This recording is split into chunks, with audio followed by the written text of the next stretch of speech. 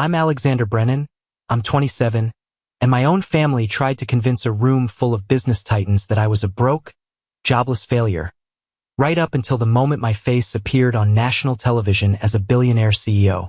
Before I tell you about the dead silence that fell over that steakhouse dinner, let me know where you're watching from in the comments below. It's always incredible to see how far these stories can travel. Alright, let's go back to that night. The air in the private dining room at Morton's was thick with the scent of money and grilled meat. It was the kind of place my father thrived in. Dark wood, leather chairs, and waiters who moved like ghosts. I, on the other hand, felt like I was wearing a costume even though I was in my own clothes. Dark jeans, a simple black turtleneck, and sturdy boots. Practical, comfortable, and, according to my father, a complete and utter embarrassment. He's just a warehouse worker, my father, Richard Brennan, was saying to his business partners. He said it with a casual, dismissive wave of his hand, as if swatting away a fly, or maybe swatting away me. The words were meant to be an apology for my very presence. My sister, Jessica, sitting beside him, added her own little jab. A smirk played on her perfectly glossed lips as she leaned toward the wife of one of the partners. "So embarrassing," she whispered, just loud enough for me and the man next to her to hear. It was a well-practiced performance of sisterly shame. I didn't say a word. I just took a slow sip of my water and smiled. Not a real smile, but one of those tight, polite ones you learn to perfect when you're the family disappointment. It was a shield. For years, it had been my only defense against their casual cruelty. They had no idea what was coming. I did. I had checked my watch just minutes before. It was 7:58 p.m. Any minute now. The conversation at the table droned on deals, mergers, the stock market. I was invisible. The black sheep sun brought along out of some misplaced sense of familial duty, probably at my mother's insistence. My role was simple. Sit down, shut up, and don't remind anyone that I didn't belong in their world of corporate success. Then it happened. A waiter quietly turned on the large flat-screen TV mounted on the wall, switching it to the Bloomberg Financial News Network, just as my father had requested. He liked to have it on as background noise, a symbol of the world he belonged to. The anchor on screen finished a segment about market trends. Then she smiled warmly at the camera. "And now for our innovator spotlight," she announced, her voice crisp and clear, cutting through the low murmur of the room. "Tonight, we're meeting the man who is quietly revolutionizing one of the world's oldest industries. He's been called the ghost in the machine of modern logistics." My father grunted, barely paying attention. Jessica was scrolling through her phone, probably checking likes on her latest post. The anchor continued. "He turned down a guaranteed future on Wall Street to get his hands dirty, and in doing so, built a silent empire." A picture of a massive, state-of-the-art warehouse filled the screen. My warehouse, my systems, my empire. My heart started to pound, a slow, heavy drum against my ribs. "Tonight," the anchor declared, her voice filled with admiration, "we meet the tech world's newest billion-dollar CEO, the founder of the game-changing flow state systems." The camera cut to a shot of me sitting in my office, looking directly into the lens. The chiron at the bottom of the screen was simple, brutal, and beautiful. Said my name, Alexander Brennan. The story doesn't start there, though. To understand the silence that followed, the looks of pure, unadulterated shock, you have to understand the years of noise that came before it. It all started 5 years ago in a different kind of expensive room, the dean's office at Columbia Business School. I was supposed to be there to discuss my second-year internship prospects. I already had offers lining up, the kind my father bragged about at his country club, Goldman Sachs, JP Morgan. It was the finish line of a race I'd been running my whole life, a race designed by my parents. Instead, I was there to drop out. "You're doing what?" My father's voice on the other end of the phone was dangerously quiet. I had called him right after the meeting, figuring it was better to rip the Band-Aid off quickly. "I'm leaving the program, Dad. I'm starting a company." I could hear him breathing, a long, slow hiss of disbelief. "Let me get this straight. You are walking away from an MBA from Columbia. You are turning your back on a guaranteed 6-figure salary. a career path that I have spent years helping you build. You're throwing away the entire college fund we saved for you. For what? A fantasy? It's not a fantasy, I said, trying to keep my voice steady. It's a software company. It's going to solve real-world problems in supply chain management. Supply chain? He practically spat the words. You want to work with trucks and boxes? We didn't raise you to be a glorified delivery boy, Alex. We raised you to be a leader, a financier, someone who works with their mind, not their hands. This is working with my mind, Dad. It's complex. It's about data, about efficiency. It's about warehouses, Alexander. It's a blue-collar world. It is beneath you. It is beneath this family. That was the core of it. To him, leadership meant a corner office on the 50th floor, not a dusty warehouse floor. It meant a title, a pedigree, a certain kind of suit. My idea, born from a summer job I'd taken in college to get some real-world experience, was messy. It was practical. It was, in his eyes, a step backward. When I got home that night, the family was waiting for me. It felt like an ambush, an intervention for a crime I hadn't yet committed. My mother was teary-eyed, twisting a handkerchief in her hands. My father was rigid with fury, standing by the fireplace like a judge. And Jessica looked smug. She was in her final year of law school, the golden child, following the pre-approved path to success. My deviation was just another confirmation of her superiority. How could you do this to us? My mother whispered. Think of our reputation. What will people say? What will I tell the ladies at the club?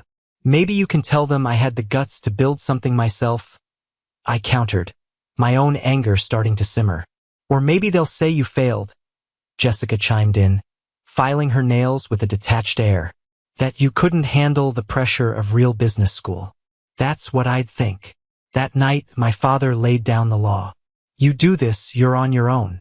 Don't come asking me for a dime.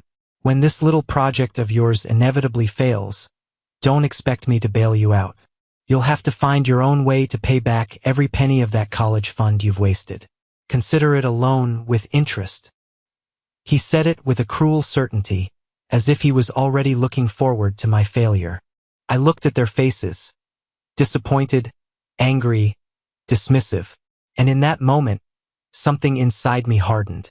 The desire for their approval, a constant hum in the background of my life, went silent. It was replaced by a cold, hard resolve. I wasn't just building a company for myself anymore. I was building it to prove them wrong. I walked out of that house with my laptop, a few $1,000s in savings, and a fire in my gut. I told my father I'd pay him back with interest. He just laughed. It wasn't a kind sound. That was the last time I asked them for anything. I was determined to succeed on my own terms, no matter how dirty my hands got. And believe me, they were about to get very, very dirty. For the next year, my office was a series of warehouses across New Jersey and Pennsylvania. I didn't rent a desk. I got a job. I operated forklifts, I packed boxes, I ran inventory sheets until my eyes blurred. I wasn't playing at being a worker, as Jessica would later accuse me of. I was doing the work. I was living the problem I wanted to solve. I was learning the system from the inside out, finding every inefficiency, every bottleneck, every single point of failure that the guys in corner offices never saw. I remember one specific Tuesday at a massive distribution center outside of Allentown. It was chaos. A shipment of electronics had been mislabeled, sending half the picking crew to the wrong side of the 300,000 square foot facility. Tempers were flaring. The shift manager, a grizzled old guy named Sal, was about to blow a gasket. Orders were backing up. Money was being lost by the minute. While everyone was yelling, I was watching. I saw the flaw wasn't just the mislabeled pallet. It was the entire system. The inventory software was archaic. It updated in batches, not in real time. The pickers' routes were illogical, sending them crisscrossing the warehouse instead of following an optimized path. I spent my lunch break sketching out a new workflow on a greasy napkin. That night, instead of sleeping, I went home and coded a rudimentary simulation of my idea. A simple program that rerouted pickers based on real-time data. The next day, I showed it to Sal. He looked at my laptop, then at me, his eyes narrowed with suspicion. You're the college kid, right? The one who quit some fancy school. Yeah, that's me, I said. And you think this little computer game is gonna fix my warehouse? Just give me one section, I pleaded.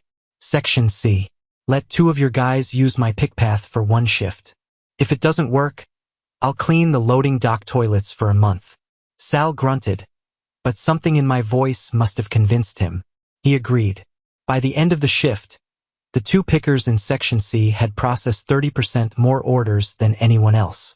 Sal just stared at the numbers on my screen, shaking his head slowly. He became my first believer. He didn't understand the code, but he understood the results. He started feeding me information, telling me about the deeper problems the corporate bigwigs never heard about. Meanwhile, the calls from my family were infrequent but always pointed. My Uncle Mark, my dad's brother, was the worst. He'd call under the guise of checking in. So, Alex, he'd say, his voice oozing false concern. Still playing with trucks? Your sister just made junior partner at her firm. Big promotion. We're all so proud. Every conversation was a comparison. Jessica's rising salary. Jessica's new condo. Jessica's fancy corporate retreats. I was sleeping on a mattress on the floor of a tiny apartment in Astoria, my walls covered in whiteboards filled with complex algorithms. One call with Jessica stands out. I had just finished a brutal 16-hour shift helping Sal's team implement a beta version of my inventory system. I was exhausted, covered in grime, and just wanted to sleep. I don't get it, Alex, she said, her voice like ice. Why are you doing this to yourself? You look like a homeless person in the pictures Mom showed me. Don't you have any ambition? My ambition isn't to look successful, Jess. I told her, my voice hoarse. It's to be successful. There's a difference. Well, you could have fooled me, she scoffed. Dad says you've lost your mind. He's telling everyone you're just taking some time off to find yourself. It's humiliating. I hung up the phone, the word humiliating echoing in my ears. I looked at my hands, stained with grease and dirt. I looked at the lines of code on my screen, a language only a few people in the world understood. They saw humiliation. I saw the foundation of an empire. They saw a failure. I saw a man willing to do what it takes. But their words were like tiny cuts. Individually, they were nothing. But over time, they bled. There were nights I'd lie awake, the doubt creeping in. What if they were right? What if I was just a fool with a laptop, chasing a dream that would never materialize? It was in those dark moments that I learned to use their doubt as fuel. Every condescending phone call just made me work harder. The lowest point came about 2 years in during Thanksgiving dinner. It was the first major family gathering I'd attended since dropping out. I had just secured my first small seed funding from a group of angel investors. Not much, but it was enough to hire my first 2 employees, Sarah and Ben, and get a real office, even if it was a glorified closet in Long Island City. I was proud. For the first time, Flow State Systems was more than just me and a laptop. I made the mistake of thinking my family might be proud, too. I tried to explain it to them over turkey and stuffing. It's a logistics optimization platform, I said, trying to contain my excitement. It uses AI to predict inventory needs and streamline warehouse workflow. We've already got 2 small clients, and they've seen a 15% increase in efficiency. My father just stared at me, his fork halfway to his mouth. So, you're still in the warehouse business? It wasn't a question. It was a verdict. My Uncle Mark laughed. Let me get this straight. You got people to give you money so you can tell other people how to stack boxes better. The table chuckled. My Aunt Carol patted my hand. Oh, that's nice, dear. It's good to have a hobby. I felt my face flush with heat. It's not a hobby. It's a real company. We have employees, a payroll. Oh, I'm sure it is, Jessica said, patting my arm in a show of mock sympathy. Don't worry, Alex. Everyone is entitled to their little passion projects. The conversation moved on, leaving me feeling like a child who had just shown his parents a macaroni necklace and expected them to frame it. Then my father stood up, glass in hand. I'd like to make a toast, he announced, his voice booming. To my daughter, Jessica. Just got a massive promotion to Senior Director of Marketing. A real job with a real salary and a real future. Her bonus this year is more than most people make in 5. We are so proud of you. Everyone cheered. They clinked glasses. They congratulated her. My Uncle Mark slapped my father on the back. You raised a winner there, Richard. I just sat there, invisible again. I looked across the table at Jessica. She caught my eye and gave me a tiny, pitying smile. It was worse than any insult. It was the smile of someone who had won a race she didn't even know I was running. It was the smile of someone who was sure I was a lost cause. That was the night I stopped trying. I stopped explaining. I stopped seeking their approval. I realized that their validation was a cage, and the only way to be free was to stop rattling the bars. I built a wall inside myself that night. On my side of the wall, I would build my company. On their side, they could have their opinions. The two would never have to meet. So when my mother called me 3 years later, a few weeks before the Mortons' dinner, her voice laced with that familiar, gentle guilt, I almost said no. Your father is hosting his most important clients, she'd said. It would mean so much to him if you were there, just for a few hours. Please, Alex. For me. I knew why she was asking. It was about appearances. The perfect family. But as I was about to refuse, a thought struck me. My company was on the verge of a massive public announcement. The Bloomberg interview was already filmed. The new valuation was locked in. Maybe it was time for the two sides of my wall to finally meet. Okay, Mom, I said, a strange calmness settling over me. I'll be there. I didn't go to that dinner seeking their approval anymore. I went to that dinner to quietly and finally close a chapter of my life. I just didn't realize I'd be closing it with a billion-dollar explosion. Back to the present. We were seated at the long, polished mahogany table. The waiter had just taken our drink orders. I felt a dozen pairs of eyes on me, the curious, assessing glances of my father's world. They saw my simple, dark clothes so different from their tailored suits and silk dresses, and they made their calculations.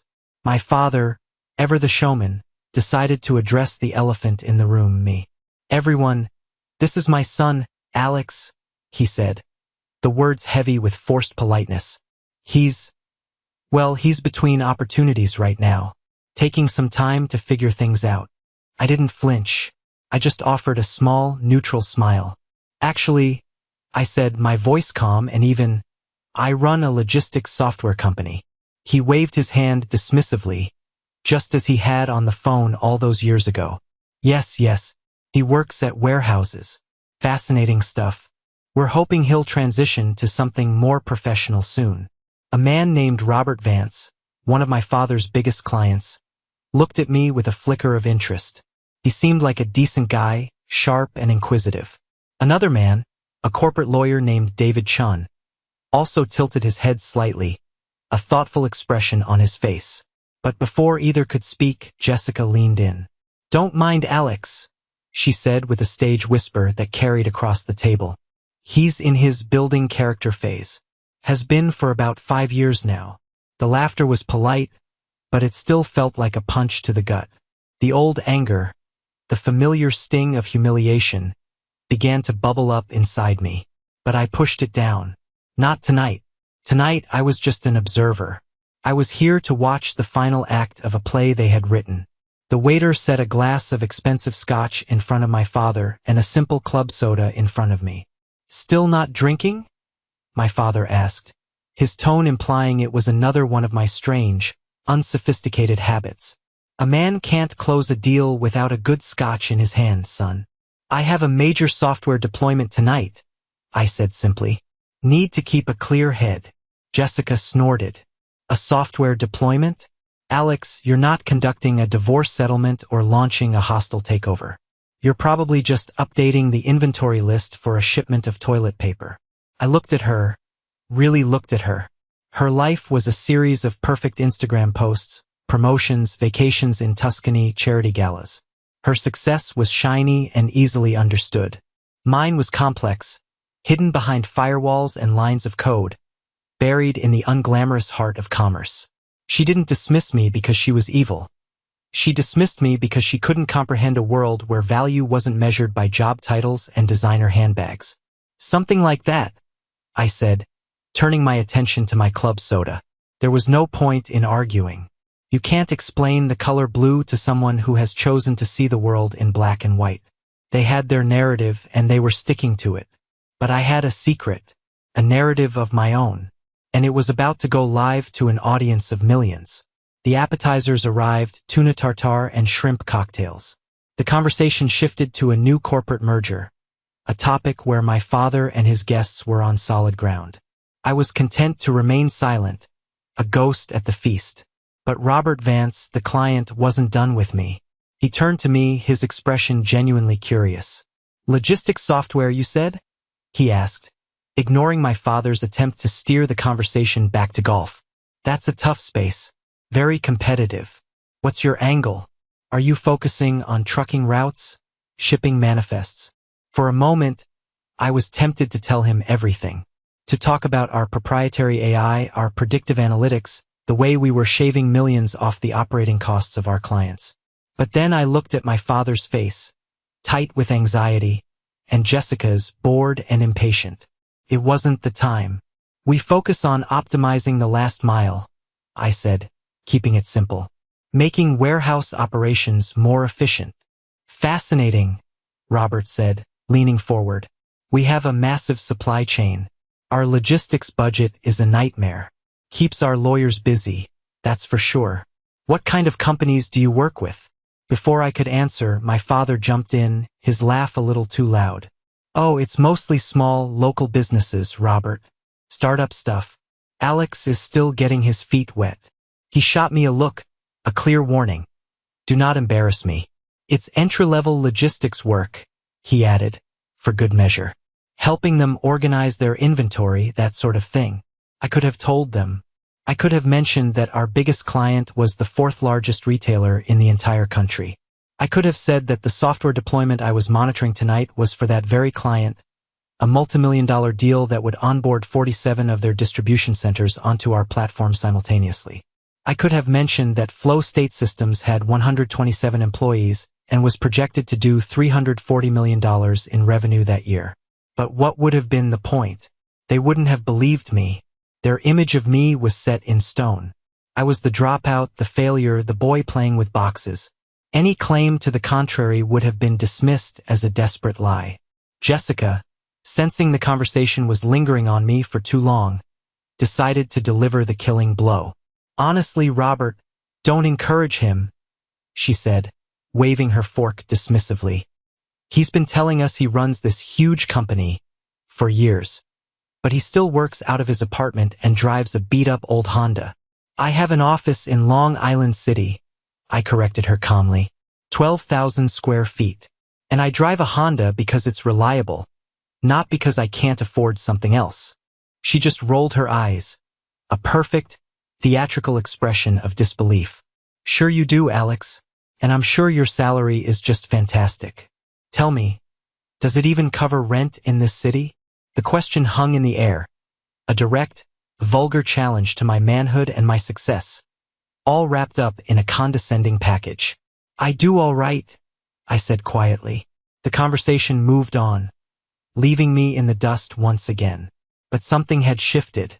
Robert Vance was looking at me differently, a thoughtful frown on his face. And across the table, the quiet lawyer, David Chun, had paused, his wine glass halfway to his lips. He had heard something that didn't quite add up. He heard the confidence in my voice, however quiet, and it contradicted the dismissive narrative my family was peddling. The first crack in my family's perfect facade had appeared. My phone buzzed in my pocket. A gentle, insistent vibration. I knew it was Sarah Jenkins, my CTO. The deployment was entering its critical phase. I had to check it. I discreetly pulled my phone out under the table, my thumb flying across the screen. A dashboard of metrics appeared. Server loads, data migration progress, error rates. Everything was green. So far, so good. "Alexander." My father's voice was sharp, cutting through my concentration like a whip crack. Put that phone away. You are at a professional dinner. We are discussing multi-million-dollar deals, and you're playing with your phone like a teenager. Show some respect. All heads turned to me. I felt the familiar heat of shame creep up my neck. I was being scolded like a child in front of an audience. I'm sorry, I said, my voice level. I'm just monitoring a project for a client. What kind of project is so important it can't wait a few hours? He demanded, his voice rising. Is one of your box shipments late? I took a deep breath. We're migrating the entire West Coast distribution network for a national retailer onto our platform. It's a sensitive operation. Jessica laughed out loud. It was a brittle, ugly sound. Oh my God, you're still going with this? A national retailer? Who is it? Alex? The local dollar store? Are you helping them track their shipments of plastic toys? This was it. The moment where the old me would have argued, would have pleaded, would have desperately tried to make them see. The old me would have named the client, thrown out the contract value, anything to stop the humiliation. But the old me was gone. Something like that, I said again, my voice devoid of emotion. I typed a quick message to Sarah. Status? Her reply was instantaneous. Phase 1 complete. 47 centers online. 0 errors. Moving to Phase 2. You built a solid ship, Captain. A wave of relief and pride washed over me. My team was incredible, but my father wasn't done. This is exactly what I'm talking about, he said, addressing the table at large. A complete lack of professionalism. No real job, no respect. It's a constant source of worry. It was at that moment that the lawyer David Chen finally spoke.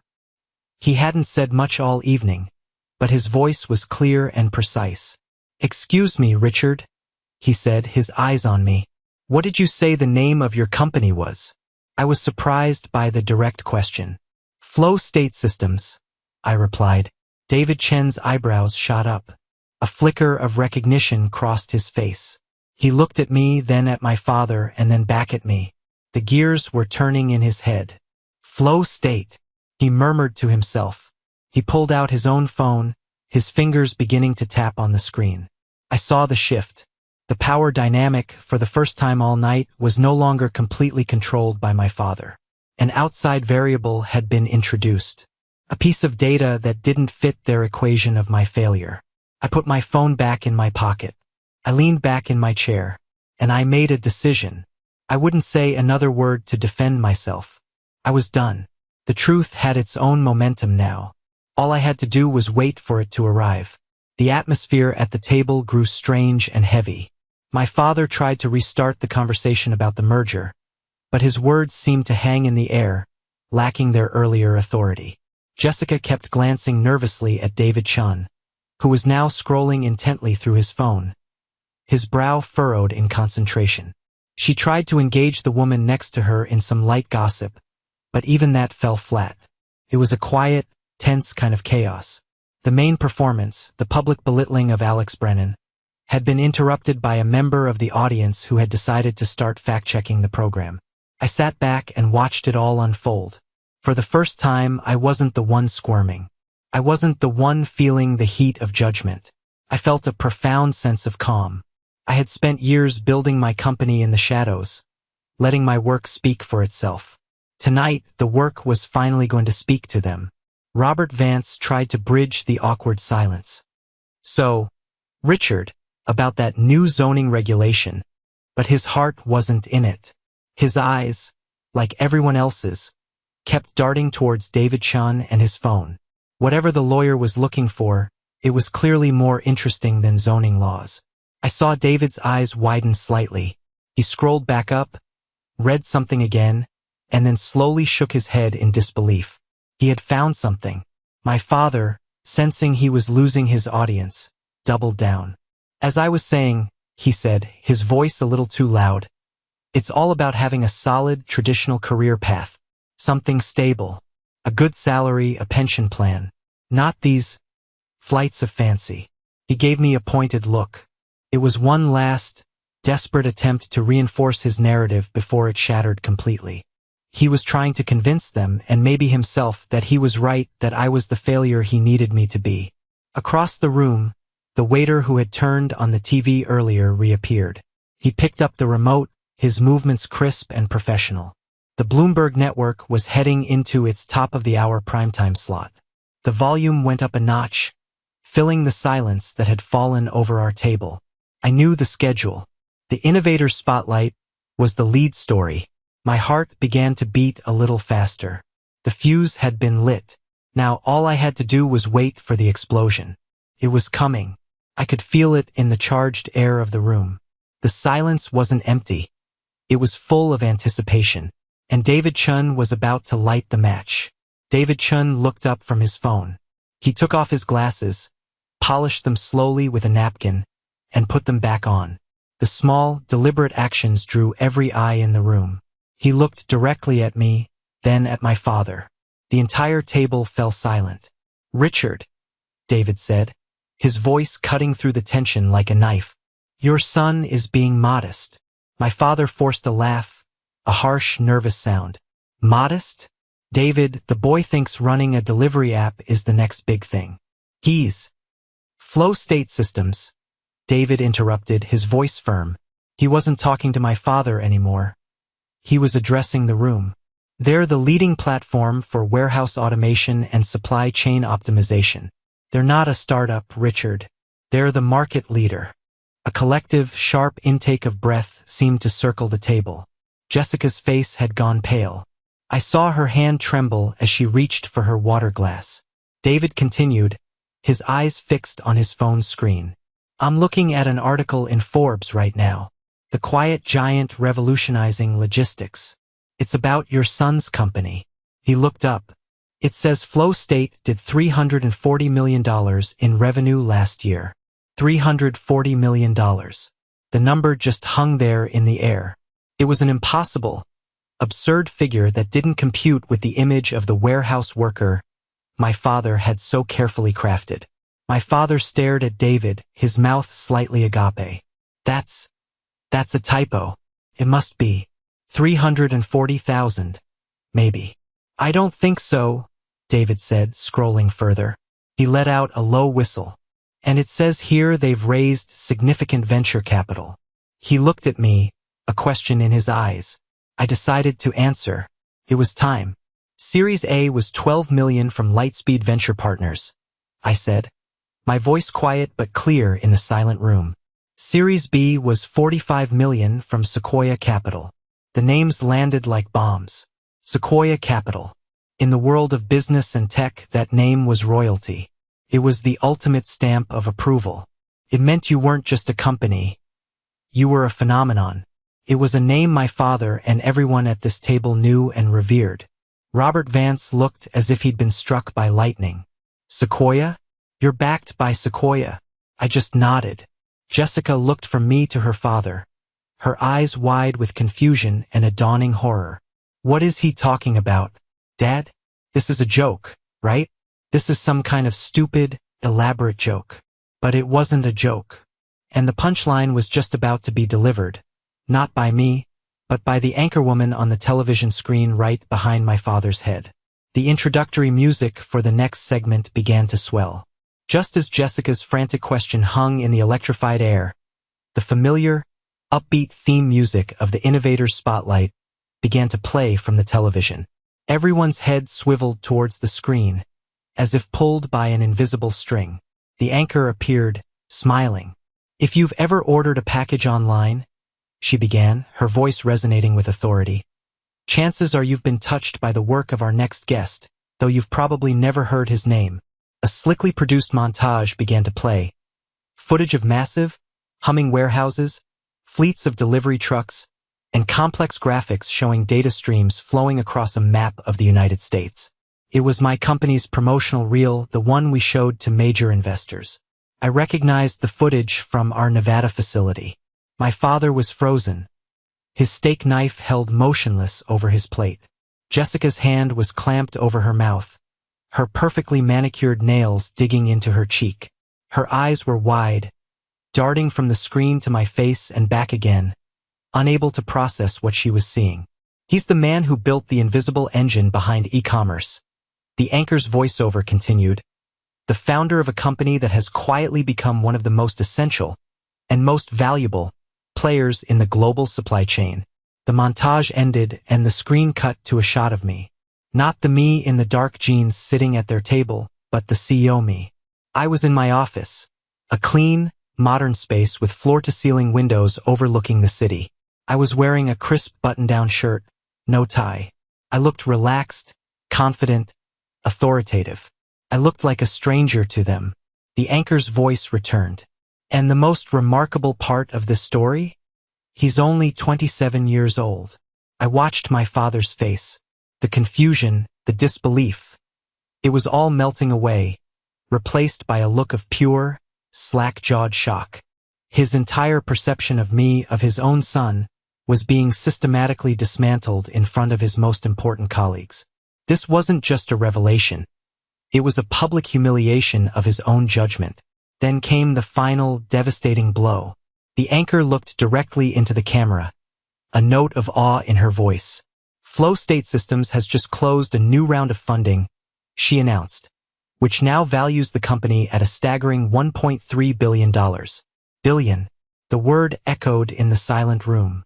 It was a number so large, so far beyond their comprehension of me, that it felt like a physical force. It sucked the air out of the room. Jessica made a small, choking sound. Billion? She whispered, her voice trembling. Did she say, billion? The camera on the TV zoomed in on my face for the final word of the segment's introduction. The anchor's voice was filled with a dramatic flourish.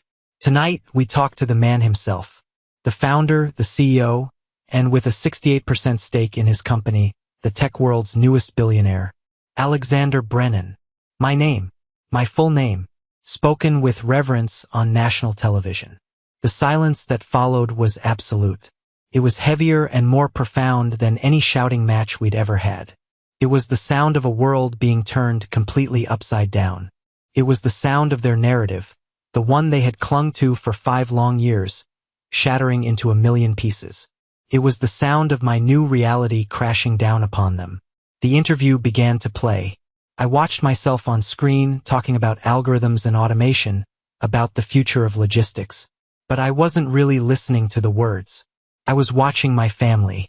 My father looked like he had aged 10 years in 10 seconds. His face was ashen, his eyes were wide and vacant. He was staring at the screen, at the son he never knew, and the foundation of his world was crumbling beneath him. All his metrics for success, the right schools, the right titles, the right connections were suddenly rendered meaningless. His own son had achieved a level of success so monumental that it made his own considerable achievements look like a child's game. Jessica was crying. Silent tears were streaming down her face, ruining her expensive makeup. They weren't tears of pride. They were tears of shock, of confusion, and maybe, just maybe, of shame. The brother she had pitted, the one she had mocked as an embarrassing failure, was so far beyond her league that she couldn't even comprehend the distance.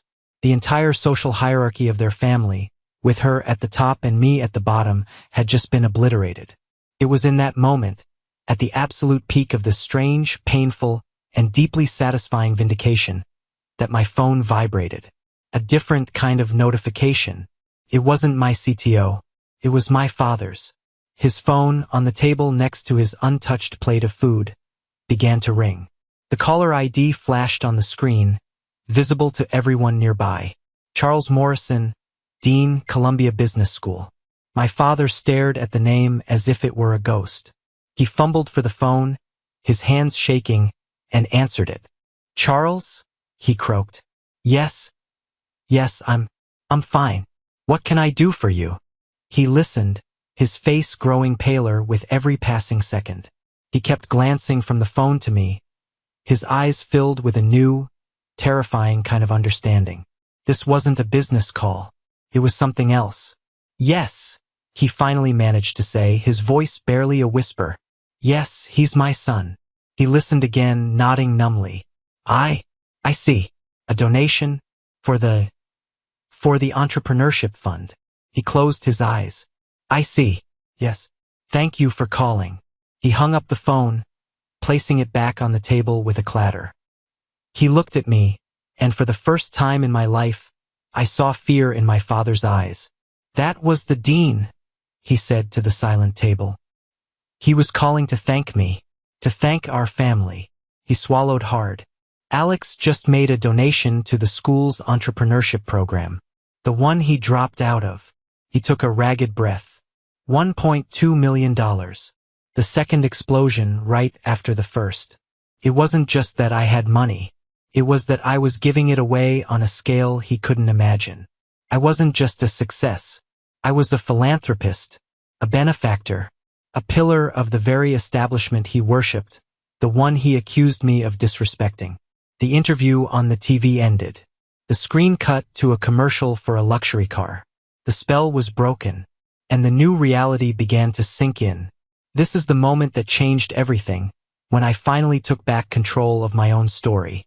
Thank you for staying with me this far. You're amazing. Please help me out by liking this video and commenting the number 1 down below, just so I know you've been on this journey with me. It doesn't just help more people find this story.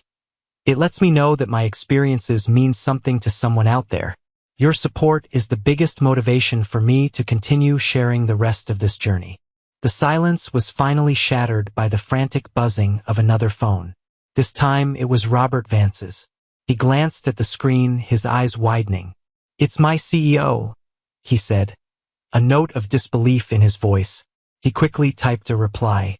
A moment later, he looked up at me, his entire demeanor transformed. The polite curiosity was gone, replaced by an intense, almost desperate focus.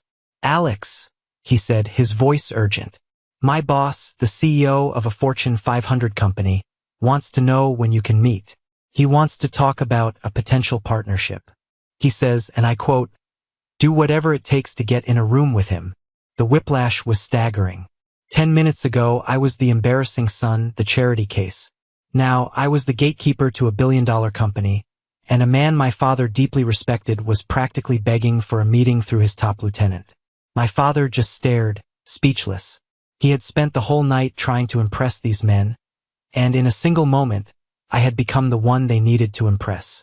"Have him go through the proper channels," I told Robert, my voice even. "There's an enterprise client form on our website. Our sales team will vet the application and get back to him." Robert looked taken aback. The website? "Alex, this is the CEO of—" "We have a process," I said simply, cutting him off gently. "We follow it for everyone. It's how we ensure we're a good fit for our partners." I wasn't trying to be arrogant. I was just being a CEO. This was how my business ran. But in that room, it was a declaration of power. I was not going to be swayed by the old boys club rules that my father lived by. The game had changed, and they were playing on my field now. My phone buzzed again. It was Sarah. Phase 2 complete. All systems stable. Deployment 100% successful. I typed back a simple reply. "Incredible work. Tell the team I'm on my way. Drinks are on me." A real smile, the first genuine one of the night, spread across my face. That text message, that was the real victory. The successful deployment. The work itself. The thing I had been building in the dark for 5 years was running perfectly. That mattered more than the shocked faces around me. It was the real success. I folded my napkin and placed it on the table. The meal was over.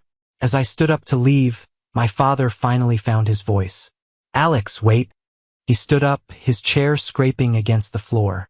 Jessica rose with him, her face tear-streaked and blotchy. The powerful, confident businessman and his polished, perfect daughter looked small, lost, and utterly defeated. "Son, he started, his voice thick with emotion. "I had no idea. I am so sorry. I misjudged everything," he said, shaking his head. "I was a fool, an arrogant, blind fool. I was so wrapped up in what I thought success looked like. I never bothered to look at you." Jessica stepped forward, her hands twisting in front of her. "Alex, I've been horrible to you," she whispered, her voice cracking. "For years. I mocked you. I dismissed you. I was petty and cruel, and I am so sorry." I looked at them, at their desperate, pleading faces. A part of me, the wounded part that had carried their judgment for so long, wanted to lash out. I wanted to yell, to ask them why it took $1 billion for them to see me. Why my hard work wasn't enough. Why my passion was a joke until it was validated by a news anchor. I wanted to hurt them the way they had hurt me. But looking at them, I didn't feel anger. I just felt a profound sense of sadness. A sadness for the years we had lost.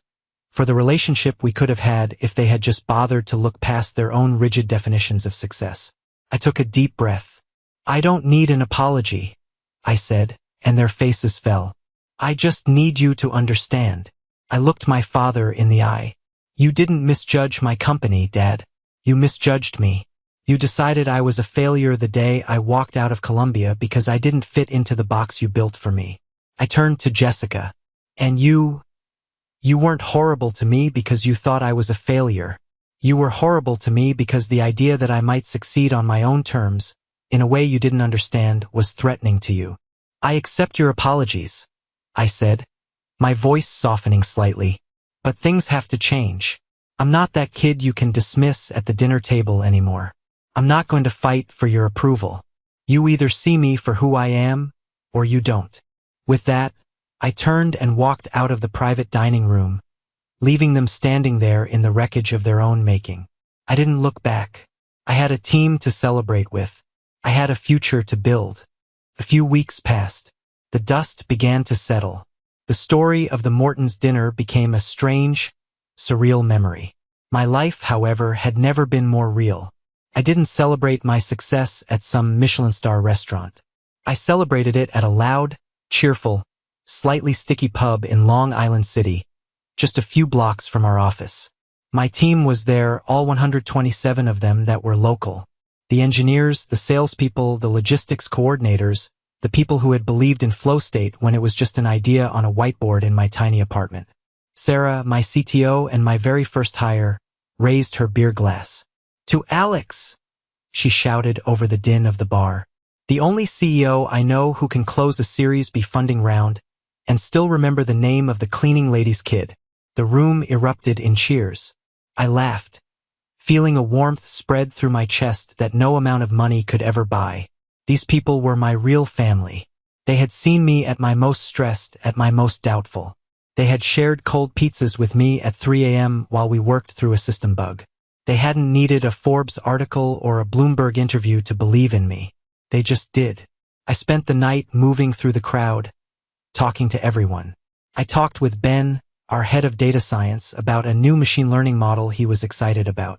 I talked with Maria from HR about her daughter's upcoming college applications. I arm wrestled with Dave from our server team and lost spectacularly. This was real. This was meaningful. This was the company culture I had dreamed of building. Later that night, as I was walking home through the quiet streets of Queens, my phone buzzed. I expected another email, another request for a meeting from a VC or a potential client. But it was a text from a number I hadn't heard from in a while. My mom. The message was short. "We love you. We're so proud of you. We should have been proud all along." I stopped under a streetlight. I read the message again. And again. It was the words I had longed to hear for 5 years. But now that they were here, they felt different. They were welcome, yes, but they weren't necessary anymore. My sense of self-worth was no longer tied to their approval. It was forged in warehouses and coded into my software. It was reflected in the respect of my team. I typed back a simple reply. "I love you too, Mom." A single tear rolled down my cheek. Not a tear of sadness or even of vindication. It was a tear of release. I was finally free. The chapter was well and truly closed. The future was mine to write, and for the first time I felt like I had a family that might actually want to read it. My father called the next day. He didn't talk about business. He just asked me how I was. Really asked. It was a start. A week later, Jessica asked to meet me for coffee. It was the last thing I expected. I agreed, more out of curiosity than anything else. We met at a small, neutral cafe halfway between my office and her high-rise apartment. She looked different. The usual armor of confidence and designer clothes was still there, but her eyes were tired, uncertain. She fidgeted with her coffee cup, avoiding my gaze. I haven't been able to sleep, she said finally, her voice small. I keep replaying that night at the restaurant over and over in my head. The things I said, the way I looked at you. I just waited, sipping my coffee. I wasn't going to make this easy for her, but I was willing to listen. I need you to know, she said, finally looking at me. It wasn't just about the money or the success. I mean, it was, but it was more than that. She took a shaky breath. I was jealous of you, Alex. I've always been jealous of you. I almost choked on my coffee. Jealous? Of me? Jess, you were the golden child. You had everything. The grades, the praise, the clear path. I had the things they wanted. She corrected me, her voice bitter. I had the good grades, the prestigious law school, the corporate promotion. I followed the playbook. I did everything I was supposed to do. I have a 6-figure salary, a beautiful apartment, and I am utterly, completely miserable. Her eyes welled up with tears. But you were brave. You walked away from all of it. You had this crazy, impossible idea, and you were willing to get your hands dirty, to be laughed at, to have Dad threaten to cut you off from any inheritance. You were willing to fail, all for something you believed in. She looked down at her cup. I've never believed in anything that much. Not in my job. Not in my life. I've just been checking boxes, collecting trophies that Mom and Dad wanted for their shelf. And when I saw you on that screen, I didn't just see a billionaire.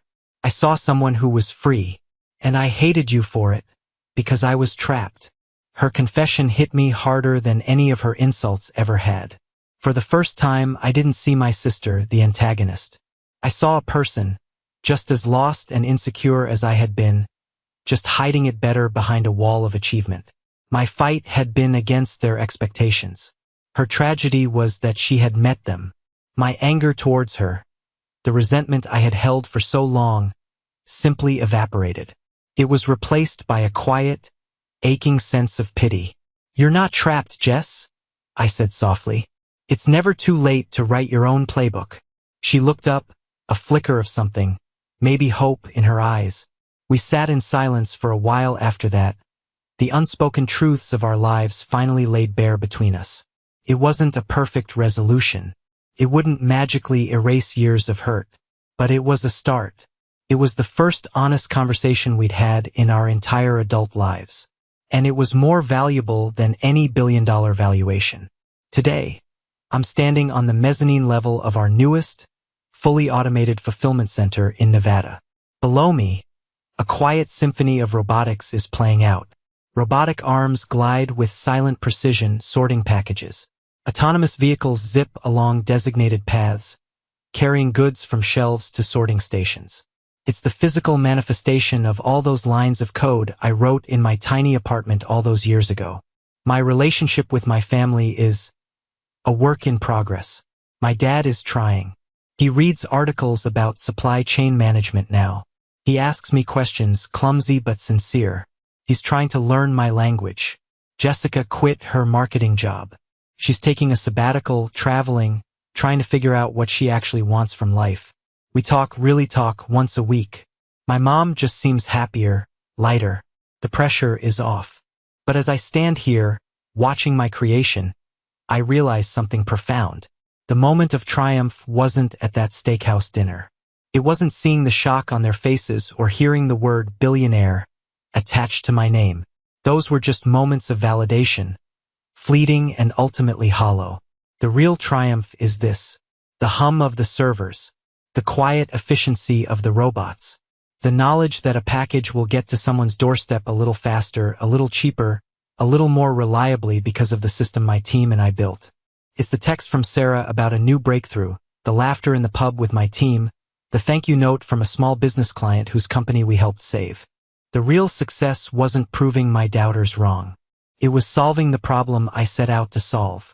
It was the work itself. That was the real victory. And the truth is, I'd known it all along, even when nobody else did. Thank you for listening to my story. I hope it resonated with you in some way. The journey has been long, and it's far from over, but I'm grateful for every single step. I have a question for you all. Have you ever had a moment where you had to bet on yourself? even when no one else would? Let me know in the comments below. I read as many as I can.